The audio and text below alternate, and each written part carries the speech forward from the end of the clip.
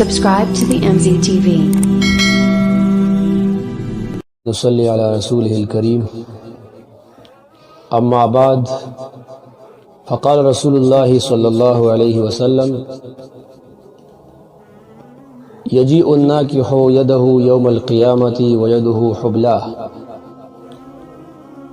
حدیث مبارک کی راضی نبی علیہ الصلوۃ والسلام فرمائی چې هغه انسان چې هغه د خپل لاس سره نکاح کړی وي دی به د قیامت په ورځ په داسې حال کې راشي چې د لاس به حامل وي.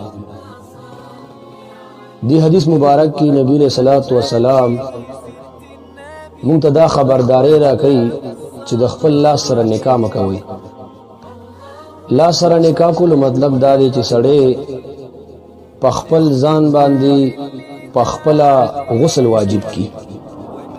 دا د دې یو ډیر با ادب الفاظ دي، د دین زیات با ادب الفاظ نور نشي مونږ کېږي چې سړی په خپل ځان باندې غسل واجب کی. اردو کې ورته مشت زنی وای او دا دومره عظیمه ګناه ده چې یو بل حدیث مبارک کې راځي نبی علیہ الصلوۃ والسلام فرمایي لکه حدیث مبارک کې راځي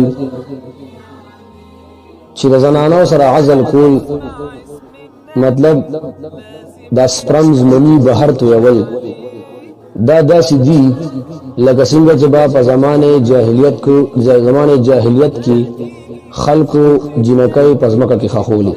ذالک الوعد الخفی واغه څومره عظیمه ګناه وا چې دا غي بارک الله تعالی فرمایي و اذا الموءوده سئلت چې دا کوم جنای په دې زمکه کې خخ کړی شوی دا به د قیامت په را پاسه الله به تنه تاسو کی چې تاسو د ظلم ولې شو چا د ظلم کړو دا هر څه به دا بیانای. دا څومره عظیمه ګناه ده.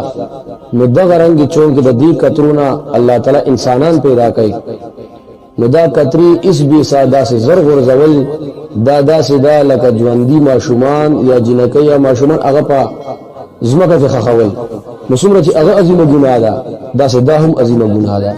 نو د دې روکتام به څنګه کیږي؟ دغه لپاره نبی رسول الله صلی الله علیه وسلم فرمایلی دي چې کوم ځوانان هغه د زر نکاحونه وکړي. د ځوانانو ټولکی ته نبی صلی الله علیه وسلم بیان کړو نو فرمایي یا معاشر الشباب من استطاع منكم الباءة فليتزوج فانه اغض للبصر واحسن للفرج.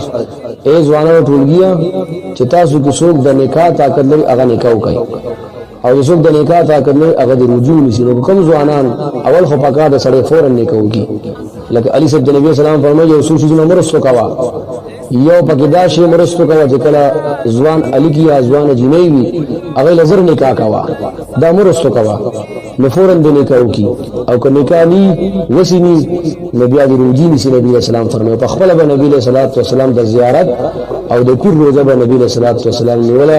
نو الله دې کی چې دا بیماری د معاشره